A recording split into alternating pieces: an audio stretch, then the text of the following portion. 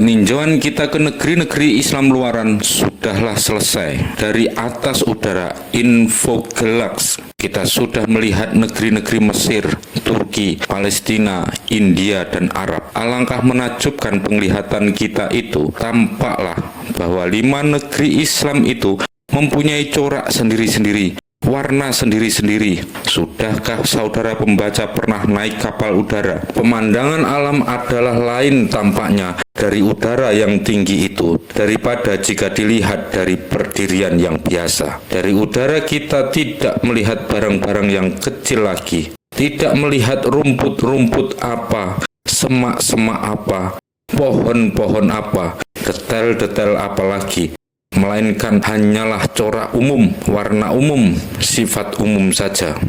Tampaklah dari udara itu misalnya satu negeri sifat umumnya ternyata hijau tua, satu negeri lagi sifat umumnya hijau muda, satu negeri sifat umumnya segar, lain negeri sifat umumnya kering. Peninjauan dari atas memberikan kesan-kesan yang fundamental kepada kita. Ada peribahasa Belanda, Der Bomen ziet men het bos niet. Kalau kita berdiri di dalam hutan, maka kita tidak melihat hutan itu. Yang kita lihat hanyalah pohon-pohon saja, daun-daun dan semak-semak, dan kayu dan belukar saja yang kita lihat. Hutan kecil ataukah hutan besar, itu tidaklah kita ketahui. Tetapi kalau kita tinjau hutan itu dari atas udara, maka baru tampaklah kepada kita wujud dan sifat hutan itu yang sebenar-benarnya. Tampaklah kepada kita, misalnya, di muka kita hutan luas sekali yang daunnya semua hijau. Di belakang kita hutan kecil yang daunnya hijau muda. Di kanan kita hutan yang pohon-pohonnya gundul. Di kiri kita hutan yang semua daun-daunnya warna kemerahan. Di muka kita rimbanya yang asli. Di belakang kita hutan baru. Di kanan kita hutan jati. Di kiri kita hutan karet. Tiada ubahnya lah peninjauan dari udara kepada macam-macamnya agama. Dari atas udara yang tinggi itu, udara rohaniah, maka kita melihat corak umumnya agama di masing-masing negeri yang kita tinjau. Kita tidak melihat detail lagi. Kita hanya melihat perbedaan-perbedaan yang pokok, perbedaan-perbedaan yang fundamental. Sudah kita katakan lebih dulu di dalam bagian kedua dari seri ini, siapa yang membenamkan diri di Mesir, dia hanyalah melihat Mesirisme saja. Siapa yang membenamkan diri di Turki, dia hanya melihat Turkiisme saja. Dia lantas terbenam di dalam detail. Dia lantas menggenui detail itu. Zonder merealisirkan bahwa di luar ia punya dunia ideologi itu adalah ideologi-ideologi lain, paham-paham lain, pengertian-pengertian lain. Dia terikat kepada isme di negerinya, terikat oleh tradisi pikiran di negerinya, atau di negeri tempat sekolahnya. Dia terikat secara rohani. Dia tidak merdeka rohnya, tidak merdeka akalnya, tidak merdeka pengetahuannya, sebagai dimaksudkan oleh Profesor Farid Waji itu. Dia secara rohani adalah budak dan bukan tuan. Kini kita telah meninjau apakah yang kita lihat. Kita melihat bahwa baik di Turki, baik di Mesir, baik di Palestina, baik di India, maupun di Arabia, ada pengoreksian pengertian Islam. Semua negeri-negeri itu membantah pendirian beku bahwa tiada perubahan di tentang pengertian agama. Sifat umumnya adalah lain-lain, corak umumnya adalah berbeda, warna umumnya adalah tidak sama, tetapi semuanya mengarah kepada satu macam perubahan. Semua mengarah kepada satu macam penyelidikan dan pengoreksian kembali. Turki, muda remaja, memerdekakan Islam dari segala ikatan-ikatan tradisi yang berpusat kepada negara, supaya bisa merdeka 100% mengikuti peredarannya zaman. Mesir sadar kepada tuntutan-tuntutan zaman baru, mencoba mencari perkawinan antara syariat Islam dengan tuntutan-tuntutan zaman baru itu.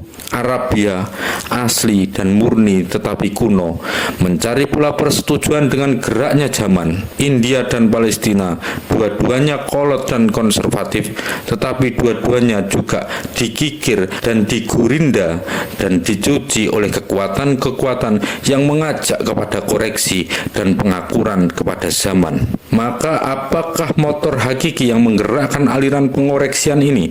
Motor hakiki dari semua rethinking of Islam, motor hakiki dari semua rethinking of Islam ini ialah kembali penghargaan kepada akal. Kasihan nasibnya akal manusia itu di zaman yang telah lampau. Oleh Allah Ta'ala ia diberikan kepada manusia untuk menjadi senjata yang paling dahsyat di dalam perjuangan hidup. Tetapi umat Islam cekekan, ia punya kerongkongan. Pijat mati, ia punya nafas. Ia dilemparkan dari singgasananya ke cakrawartian rohani, diseret dari mahligainya ke cakrawartian pikir, diikat, diperangus, dibungkam, ditutup ia punya nafas, dijejalkan dengan paksa ke dalam kungkungan yang sempit dan gelap gulita. Di atas singgasana itu didudukkanlah dewa kepercayaan saja, dewa Reinsgelov, zonder apitan yang lain, melainkan apitan bila kaifah dan terima.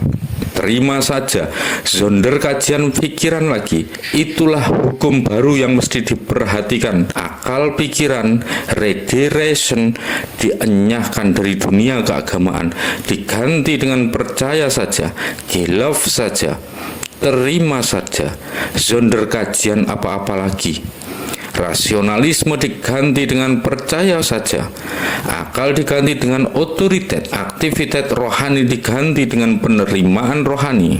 Hampir 1000 tahun akal itu dikungkung, sejak zamannya kaum Mu'tazilah, sejak zamannya pahlawan-pahlawan akal seperti Al-Kindi, Al-Farabi, Ibnu Sina, Ibnu Baya, Ibnu Tufail, Ibnu Rusyid dan lain-lain. Maka akal tidak diperkenankan lagi. Akal yang dipropagandakan oleh kaum itu, yang menjadi senjatanya kaum maha intelek seperti Ibnu Sina CS itu, yang menjadi pusakanya kaum ensiklopedis Islam Ikhwan As-Safa di Basro, dengan mereka punya risalah-risalah Rasaili Ikhwan Us-Safa. Akal itu dikutuk seakan-akan dari setan datangnya, terutama sekali sesudah Abu Al-Hasan Al-As'ari mengembangkan haluan sifatiyah dan menjadi pelopor dari kehidupan rohaniah, maka akal menjadi terkutuklah di ingatan umat. Asy'ariisme inilah yang menjadi nada besar semua kehidupan rohani Islam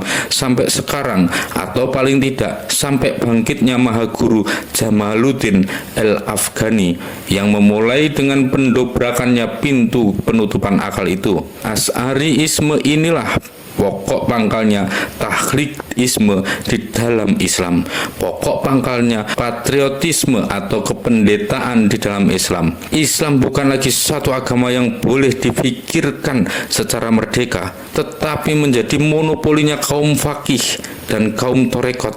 Sebagai Esat Bey katakan, maka Asy'ariisme itulah pokok pangkalnya Islam menjadi membeku, sebagaimana air membeku karena hawa dingin di musim winter. Sungai pikiran Islam yang mengalir dan menggembok di zamannya, Islam muda yang turbulen seakan-akan air sungai di pegunungan yang berlari-larian dan berlompat-lompatan dari sela batu ke sela batu menuju samudranya kesempurnaan. Sungai pikiran Islam itu menjadilah beku terkena bukaunya paham anti nasionalisme dari Asy'arisme tadi.